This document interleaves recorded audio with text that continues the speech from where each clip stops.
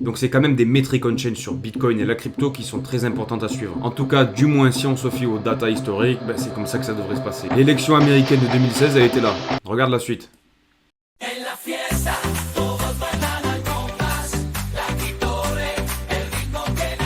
Et comment vas-tu? C'est Jérémy de la Crypto Brève, salut à toi. Dans cette vidéo, je vais te parler de 2-3 news de la crypto-monnaie du jour. Ensuite, on ira voir quelques métriques sur Bitcoin vis-à-vis du cycle haussier qu'on est en train de vivre. Je vais te donner mon avis et mes prédictions en m'appuyant sur des données on-chain et fondamentales. Allez, c'est parti. Avant toute chose, il est important que je te parle des annonces économiques parce que même si on est dans la crypto, il faut quand même regarder l'économie mondiale, ok? La Banque Centrale Européenne a conservé ses taux à 4,25%, donc on n'a pas de hausse, pas de baisse, c'est ce que le marché attendait, et les inscriptions hebdomadaires au chômage aux USA ont augmenté. C'était au-delà de ce que le marché attendait, ils attendaient 229 000 et on a eu 243 000. Bon, c'est pas des nouvelles super bullish et le marché a un petit peu réagi, c'est un petit peu replié. Il peut y avoir pas mal de mouvements dans les jours qui viennent avec de la volatilité, donc les traders, faites attention les mecs. Ensuite, comme je te l'ai dit hier, il y a Grayscale qui lance un fonds d'actifs pour les IA décentralisés. Parmi ces IA décentralisés, ils ont choisi Near, Render, Phil, LPT et TAO. Il fallait que je t'en parle parce que si t'as raté la vidéo d'hier, ben c'est important que tu le saches parce que c'est quand même incroyable ce qui se passe autour de l'intelligence artificielle. Parmi les valeurs qui seront comprises, on a du coup, je t'ai dit NIR qui sera à 33% de poids sur la masse de l'actif total, Filecoin qui sera à 30%, Render à 24,9%, LivePeer à 8,6% et TAO avec Bitensor 2,9%. Mon amour pour Bitensor te dirait que je l'aurais mis limite en première position. Non, peut-être pas première, allez. Seconde position derrière NIR, mais bon, dans tous les cas, c'est un fonds d'actifs, c'est bullish pour nous parce qu'on est dans l'IA, en tout cas, je l'espère pour toi. Ensuite, comme tu le sais, la plateforme d'échange MTGOX doit restituer les bitcoins à ses détenteurs qui avaient subi un hack du coup il y a 10 ans de ça. Et voilà, donc ils ont restitué 36% des bitcoins aux clients. J'ai envie de te dire que j'ai pas vraiment senti de pression baissière jusqu'à maintenant. Je vais toucher du bois, mais honnêtement pour l'instant on n'a pas encore senti de grosses chutes, on n'a pas encore senti de violence, tu vois, sur le marché du bitcoin. Comme je te l'ai déjà dit, forcément il y en a qui vont vendre et franchement honnêtement ils ont raison, j'aurais fait pareil à leur place. Mais je pense pas que ce soit la majorité parce que les mecs qui sont là depuis 10 ans, ils savent ce que c'est le Bitcoin, c'est une valeur refuge, c'est comme de l'or. Enfin, après que les mecs sortent une ou deux féfés et s'entourent bien dans un palace au Mexique, c'est tout à fait normal. Et qui voilà, le PDG de BlackRock, qu'est-ce qu'il fait? Ben, il fait son mea culpa, il admet qu'il a fait une erreur et comprend enfin le potentiel de Bitcoin. Regarde-moi cette tête de boomer. On a Larry Fink qui avoue du coup qu'il était sceptique, en fait qu'il comprenait rien au Bitcoin et qu'il ouvrait sa bouche en fait, comme tous les autres, comme tous les grands politiciens.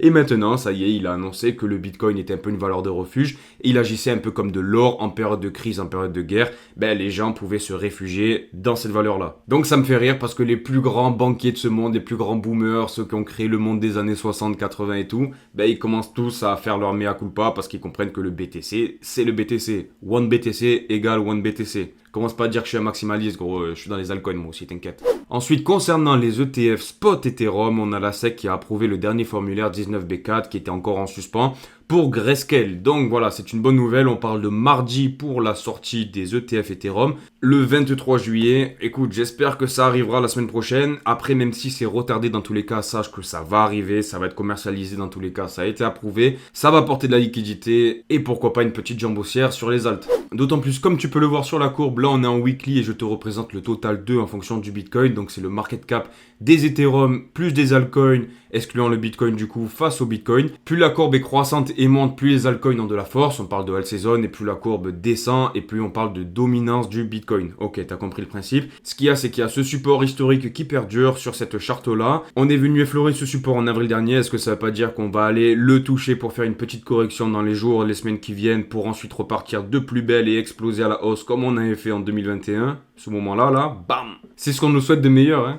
Ensuite, mon gros, dernière nouvelle avant que je te parle des prévisions du cycle sur Bitcoin, on a une super nouvelle, une espèce de rumeur sur la Chine qui parle de débannir le Bitcoin. Comme tu le sais, ils ont une politique sur la crypto-monnaie qui est plutôt répressive ces dernières années. Ils avaient banni le minage de crypto-monnaie.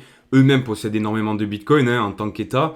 Mais bon, c'était pas le pays le plus propice au développement du Bitcoin et de la cryptosphère. Donc écoute, si la Chine s'y met, ça pourrait permettre de graisser un peu plus la machine pour rouler encore plus vite. Ensuite, mon gros, parlons bien, je pense que le cycle n'est pas terminé sur Bitcoin et qu'on a un très bel avenir dans les mois qui viennent. Si tu as l'habitude de regarder mes vidéos, tu sais que je te parle souvent des élections américaines. Et historiquement, à chaque fois qu'il y a une élection américaine, on a toujours eu un beau pump derrière sur le marché mondial, que ce soit pour la bourse, mais aussi pour le Bitcoin. L'élection américaine de 2016, elle était là.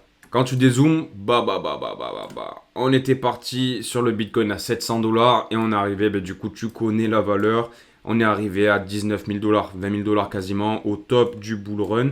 Ça avait initié clairement en fait notre bull run. En fait, le halving, il vient aimanter finalement la première jambe haussière qui annonce le bull market, ok, pas le bull run. Et l'élection américaine, si tu regardes bien, c'est ça qui lance le bull run, clairement. C'est vraiment limpide, gros. Et pour 2020, si tu regardes bien, c'est pareil. Le halving, ça a aimanté la première jambe haussière. Là, ce que tu vois ici, c'est le Covid. Donc, on peut pas savoir si on aurait une correction aussi brutale si on n'avait pas eu le Covid. Mais dans tous les cas, après le halving, on a eu l'élection américaine qui est arrivée ensuite. Et regarde. Voilà. Le début du bull run. Et c'était parti de là. Donc écoute, si on joue pas contre la machine et qu'on fait comme les geeks du casino qui te disent toujours faut jouer avec la machine. Si la machine t'envoie que du rouge, ne va pas essayer de faire tes probabilités. Tu continues du rouge, tu vois. Et regarde mon gros, la prochaine élection américaine, elle est le 4 novembre 2024. Donc elle est dans moins de 4 mois. Donc est-ce que ça voudrait dire qu'on irait ranger jusqu'à cette élection américaine pour ensuite commencer notre bull run? Écoute, c'est pas impossible. En tout cas, du moins si on se fie aux data historiques, c'est comme ça que ça devrait se passer. Après, voilà, on n'a jamais de certitude, on n'a pas de boule de cristal, tu connais la chanson. Ensuite, mon gros, si tu regardes le P-cycle indicateur qui se base sur la data historique de Bitcoin, à chaque fois qu'on arrive au bout d'un cycle, à chaque fois qu'on arrive à un top, on a les deux courbes qui se rapprochent très près jusqu'à se croiser. Pour l'instant, on a toujours un gap qui est notable. Et dans le cycle dernier, la fois où on avait eu cet espacement de gap avant le bull run, on était clairement une semaine avant l'élection présidentielle américaine. Et pour le cycle d'avant, on était juste avant la jambe haussière, pareil. Ensuite, on va regarder ensemble quelques secondes le MVRV. Alors la courbe bleue que tu vois sur ce graphique, plutôt que de prendre le prix actuel de Bitcoin, en fait, on va regarder la valeur réalisée qui prend le prix de chaque Bitcoin lors de son dernier déplacement.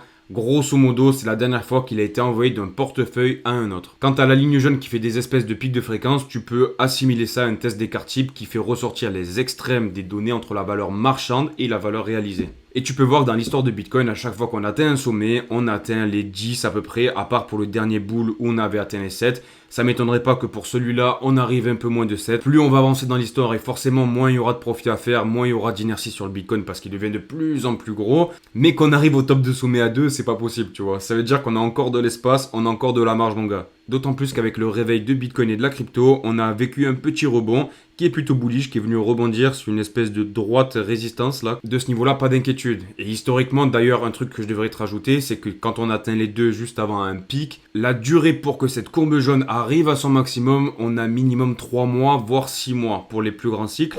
Ensuite, mon gros, si tu regardes la courbe de gauche qui représente le volume de transactions des ETF Bitcoin, tu peux voir que là, actuellement, on est en train de voir un petit sommet. On a d'ailleurs BlackRock qui prend de plus en plus de place au détriment de ses concurrents. Plus on aura d'attrait sur les ETF spot Bitcoin et plus le prix de Bitcoin sera tiré vers le haut. Donc c'est quand même des métriques on-chain sur Bitcoin et la crypto qui sont très importantes à suivre. Je pense qu'on a fait le tour pour aujourd'hui. Je te donne rendez-vous à 5h du matin demain pour voir un nouveau Crypto Daily. N'hésite pas à t'abonner, à laisser un like, un commentaire. Tu donneras la force. Tu connais la chanson. Bisous. Ciao, ciao. Bam.